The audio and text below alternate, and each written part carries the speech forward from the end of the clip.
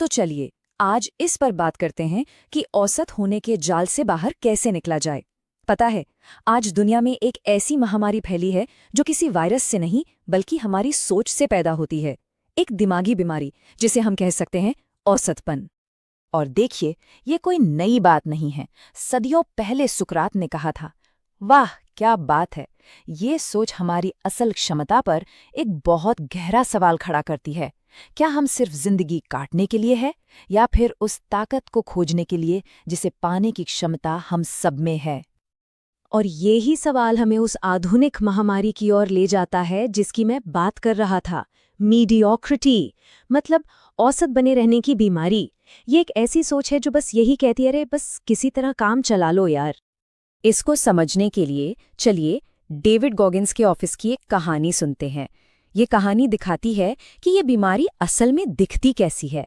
तो हुआ ये कि एक 25 साल का लड़का उनसे मिलने आया जो अपनी जिंदगी में पूरी तरह से खोया हुआ था। गॉगिन्स को उसे समझने में सिर्फ 5 मिनट लगे। उसकी असली प्रॉब्लम वजन या करियर नहीं थी। प्रॉब्लम ये थी कि वो दर्द का पहला संकेत मिलते ही बस पीछे हट जाता था। मतलब जब भी कुछ मुश्किल होता वो अपना रास्ता ही बदल लेता था। वही बस काम चला लो वाली मानसिकता। तो यहाँ असली बात समझने वाली है। ये सिर्फ विल पावर यानी इच्छा शक्ति की कमी नहीं है। नहीं, इसकी जड़ें तो हमारी बायोलॉजी में है। हमारा जो दिमाग है ना, वो महान बनने के लिए डिजाइन ही नहीं हुआ है। उसका तो बस एक ही काम है, हमें जिंदा और सुरक्षित रखना। इसे फ्रॉग ब्रेन बायस कहते हैं। सोचिए, सुबह जब अलार्म बजता है तो दिमाग क्यों फुसफुसाता है, सो जा 5 मिनट और। वो इसीलिए क्योंकि हमारा दिमाग अपनी ही बायोलॉजी का गुलाम है। वो आराम को ही अपना भगवान मान लेता है। और बस यही गुलामी तो मीडियोक्रिटी है। और सबसे दिलचस्प बात पता है क्या है? न्यूरोसाइंस इस दिमागी हालत का फिजिकल प्रूफ देता है। हाँ बिल्कुल, ये सिर्फ कोई सोच या फीलिंग नहीं है। ये हमारे दिमाग की बनावट से, उसके स्ट्रक्चर से जुड़ा हुआ है। इसको ऐसे समझिए, दिमाग का वो हिस्सा जो इच्छा शक्ति के लिए जिम्मेदार है, वो एक मसल की तरह है। जब कोई इंसान वो काम करता है जो उसका मन नहीं कर रहा, जैसे मन मारकर जिम जाना, तो वो हिस्सा सच में फिजिकली बड़ा होता है। और इसका उल्टा भी उतना ही सच है। अगर कोई संघर्ष नहीं कर रहा तो उसका दिमाग सचमुच सिकुड़ रहा है। तो ये तो हुई थ्योरी। अब देखते हैं कि ये चीज़ असल जिंदगी के भट्टी में कैसे काम करती है। बात करते हैं डेविड गॉगिन्स की।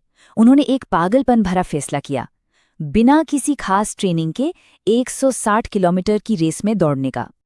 लगभग 12 घंटे दौड़ने के बाद उनके शरीर ने जवाब दे दिया, मतलब पूरी तरह से।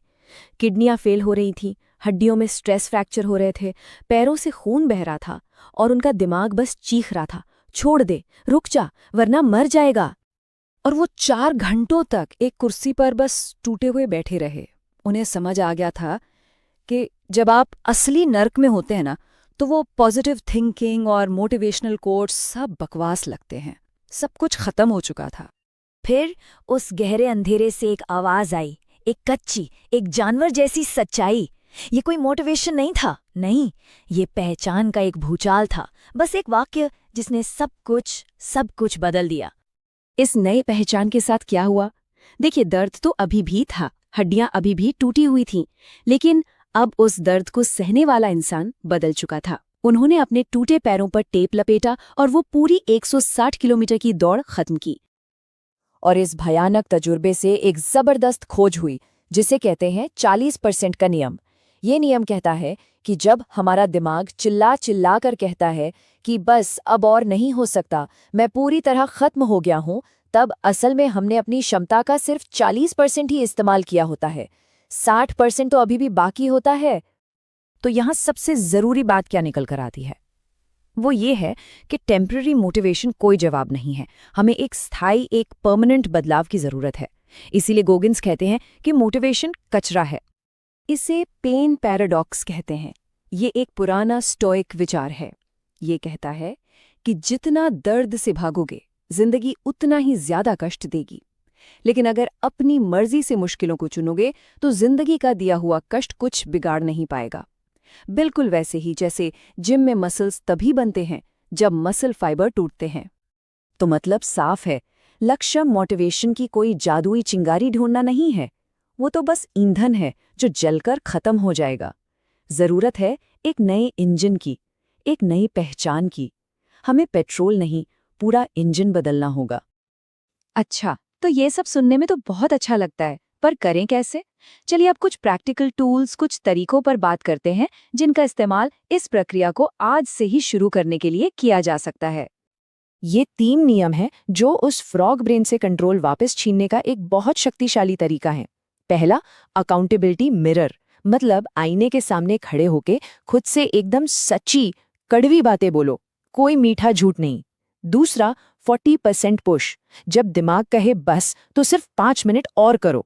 और तीसरा, विक्टिम मेंटालिटी को खत्म करो, मतलब बहाने बनाना, दूसरों पर इल्जाम लगाना, ये सब बंद।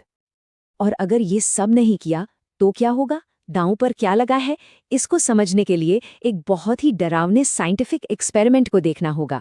ये कहानी दिखाती है कि आराम कितना ज्यादा खतरनाक हो सकता है। 1960 के दशक में एक प्रयोग हुआ जिसे यूनिवर्स 25 कहते हैं। वैज्ञानिकों ने चूहों के लिए एक स्वर्ग बनाया, मतलब अनलिमिटेड खाना पानी, कोई बीमारी नहीं, कोई शिकारी नहीं, एकदम परफेक्ट माहौल। और नतीजा क्या हुआ? चूहे आलसी हुए, फिर हिंसक हो गए, माओ ने अपने बच्चों को छोड़ दिया और पूरी की पूरी कॉलोनी खत्म हो गई। बिना किसी संघर्ष के वो समाज अंदर से ही सड़ गया। असल में आराम ने ही उन्हें मार डाला।